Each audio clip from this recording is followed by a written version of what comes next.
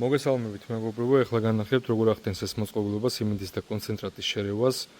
აი ეს ადგილი არის, სადაც ხდება შერევა, ჩავყვრით ნებისმიერ სასრული მარცვალს, შემდეგ მოწყობილობის სისტემაში აიტანს და სისტემაში მოხდება დატრიალება და შერევა. თუ გვინდა მარცვლის დაბქვა, აი აქედან ხდება დაბქვა, აქ ჩავყვრით ნებისმიერ მარცვალს და დაბქოს ნებისმიერ ზომაზე. აი აქ ხდება დაბქვა და შემდეგ ატანა სისტემაში. ამ შემთხვევაში უნდა შევურიოთ მხოლოდ არის კონცენტრატი და სიმინდი. ხოლოდ ის გადაგვრჩენია, რომ ჩავერთოთ მოწყობილობა და ჩავყაროთ ჩვენი კონცენტრატი და სიმინდი. აი ეს არის ორი ღილაკი, შემრევის და წისქვილის ფუნქცია. ამ შემთხვევაში მხოლოდ შემრევი გვინდა, გავუწევთ ამას.